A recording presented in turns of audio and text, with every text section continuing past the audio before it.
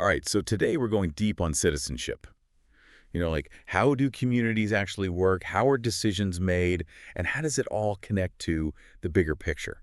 Like even globally. Yeah, absolutely. And we've got some really interesting stuff to dig into. Starting, believe it or not, with a Year Four citizenship curriculum. Okay, I know, right? interesting. Sounds kind of basic, but trust me, there's some fascinating stuff in here, even if you think you've got this whole citizenship thing down pat. Oh, yeah.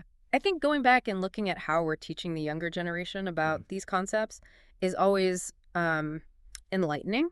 We might find some stuff that we missed the first go around. Absolutely, yeah. It's like revisiting the foundation of a house you thought you already knew, right? Yeah, exactly.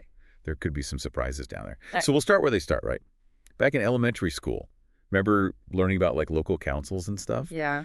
This source defines them, but it got me thinking, like what actually happens when those folks meet? It can't just be about fixing potholes, right?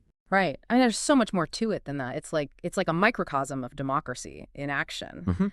Hmm. Um, this source mentions the cabinet, which we normally think of as furniture, Right. but in a council setting, that group, they really wield a lot of influence. They set the agenda, they make recommendations, they kind of steer the ship. So kind of like a mini government within the local government. Exactly. Yeah. Interesting. But the source also mentions officers. Who are they and how do they fit into all of this? Well, that's a really important distinction. So, counselors are the ones who are elected, right? They're Mm. elected by us, the community, to represent our interests. Uh-huh. Officers, on the other hand, are professionals. They're employed, and they bring expertise to, specific areas like planning, finance, that kind of thing. Okay. And they advise the council. They carry out its decisions. That makes sense. But it also raises a question, like who really holds the power then? Is it the elected officials or the experts behind the scenes? Ooh, that's a great question. Yeah, it's fascinating.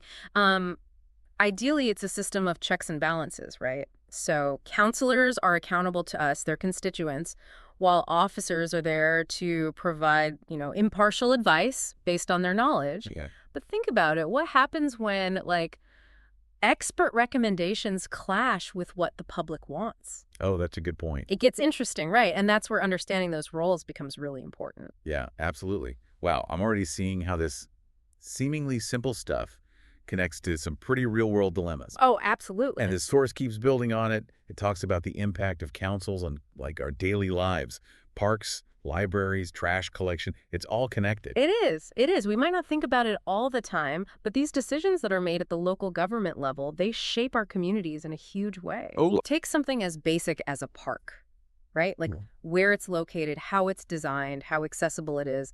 These aren't just random choices, you know?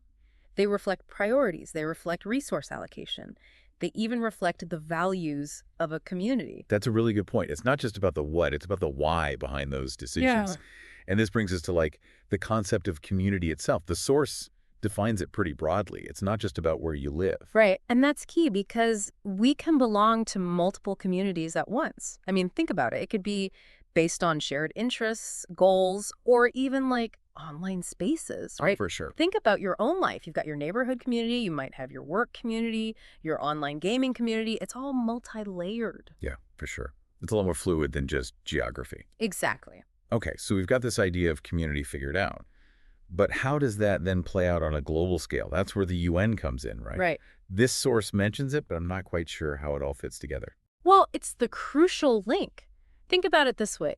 The UN, they advocate for universal human rights. Okay, yeah. And those rights, they aren't limited by national borders, right? They Mm. apply to everyone everywhere. So something like the right to a clean environment, that's Yes. not just a global issue. It's something that our local council has to think about when they're making decisions about waste management or parks or even zoning regulations. Exactly. It all ties in. And the right to participate in your community, the right to have your voice heard, that applies whether you're at a local town hall meeting or whether you're voicing your concerns to the UN.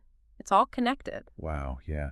Okay, so we've explored these concepts, councils, officers, communities, even the UN. Hmm. But what can we actually do with all of this knowledge? It can't just be about understanding the terms. No, you're absolutely right. Knowledge without action, it's like a car without an engine. It's not going anywhere. Exactly. This source actually gives us some good ideas. Volunteering, for example, is a really powerful way to get involved locally. Think community gardens, helping out at a local library, advocating for causes that you believe in. I love that. It's about taking ownership, becoming an active participant. Exactly. But what about those of us who aren't into traditional volunteering? Are there other ways to engage? Oh, absolutely. I mean, staying informed about local issues is huge. Attend those council meetings. Read your local news. Engage in, respectful dialogue online, in person. Even something as simple as supporting your local businesses and artists, that makes a big difference to the vibrancy of a community. That's a great point. So many ways to get involved. Yeah, absolutely. This has been really eye-opening. And as we wrap up, there's one final thought from the source that I found kind of intriguing. Mm. It talks about reuse as being good for the environment, which, okay, pretty straightforward. Yeah. But I feel there's another layer here. I agree. I think it's about applying that principle to knowledge as well. I mean, we've unpacked a lot today. So how can you reuse these insights, so to speak, to make a difference in your own community? Ooh, I like that. Can you share this knowledge with other people? Can you use it to analyze local issues or advocate for positive change? There's, a lot of possibilities. That's a fantastic point. It all comes back to empowerment, right? Yeah. Understanding how these systems work at all levels gives us the tools to engage, Yeah. to make informed decisions, and to actually create the communities we want to live in.